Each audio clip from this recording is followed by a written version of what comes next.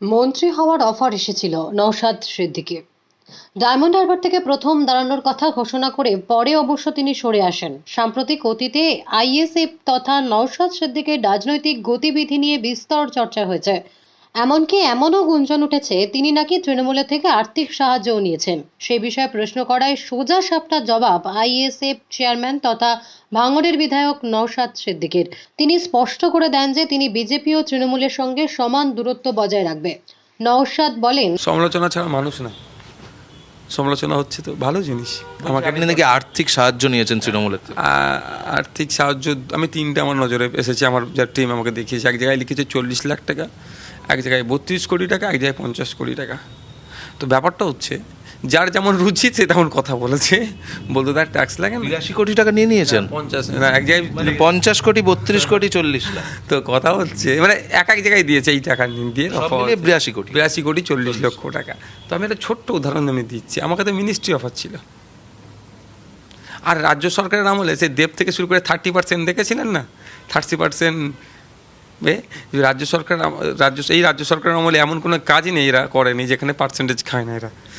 তো কথা হচ্ছে আমি যদি টাকাই আমার তোলার স্বপ্ন থাকতো, মিনিস্ট্রি অফার ছিল, কোনো একটা মিনিস্ট্রিতে চলে যেতাম, আর সহজেই আমাকে মাইনরিটি ডিপার্টমেন্টটা পাওয়ার সব থেকে এগিয়ে থাকতো। আপনারাও ভালো জানেন 5,000 কোটি টাকার প্রজেক্ট আছে, 5,000 কোটি টাকা বরাদ্দ আছে। আমি গতবারে এই তো 1,500 কোটি টাকা মতো খরচ করেছে। এবার আমি বেরিয়ে যদি দায়িত্ব নিয়ে যদি 3,000 কোটি টাকায় খরচ করতাম, 10% হলে 300 কোটি টাকা এমনি পকেটে চলে আসতো, কেউ ধরতেই পারতো না। আবার 3,000 কোটি টাকার কাজ হয়ে যেত। তার টাকা কামানোর লাইনটা যদি ইচ্ছা হতো না, তাহলে এরকমভাবে করা যেত। ব্যাপারটা হচ্ছে যারা সমালোচনা করছে দুটো শ্রেণীর মানুষ। একটা হচ্ছে তাদের রাধা ভাতে হতে ছাই পড়েছে, তাদের কোনো রাসায়ন ছিল যে আইএসএফকে সামনে রেখে কিছু করে খাবে, তার জায়গা তৈরি করবে, সেটা পারেনি। দ্বিতীয় হচ্ছে যারা আমাকে সত্যি ভালোবেসে আমার প্রতি ভরসা করেছিল, এদের সমালোচনাটাকে এদের টোপটাকে তারা গিলে ফেলেছে। তিনি এখনো পর্যন্ত এমন 3টি গুজবের কথা শুনতে পেয়েছেন। এক জায়গায় বলা হচ্ছে তিনি 40 লাখ টাকা নিয়েছেন, অপর একটি জায়গায় বলা হচ্ছে 32 কোটি টাকা, আর কোথাও আবার বলা হচ্ছে 50 কোটি টাকা। সেই প্রসঙ্গ টেনেই আইএসএফ চেয়ারম্যানের ব্যাখ্যা, যদি টাকা তোলাই আমার স্বপ্ন থাকতো, আমার কাছে তো মন্ত্রিত্বের অফার ছিল, কোনো একটা দপ্তরে চলে যেতাম, সহজেই আমার সংখ্যালঘু উন্নয়ন দপ্তর পাওয়ার সুযোগ ছিল।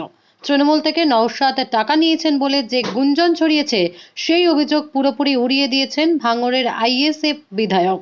তার মতে যদি টাকা কামানোরই অভিপ্রায় থাকতো, তাহলে তিনি মন্ত্রিত্বের অফার গ্রহণ করে সহজেই টাকা কামানোর সুযোগ পেতেন। উল্লেখ্য, তৃণমূলের নেতাদের বিরুদ্ধে বিরোধীদের একটি বড় হাতিয়ার হলো বিভিন্ন প্রকল্পের থেকে কাটমানির অভিযোগ। এখানেও মূলত সেই দিকেই ইঙ্গিত করে নওশাদের ব্যাখ্যা, টাকা কামানোর ইচ্ছা থাকলে তিনি মন্ত্রী হয়ে কাউকে কিছু বুঝতে না দিয়েই 300 কোটি তুলে নিতে পারতেন। Bureau report, D Bangla news.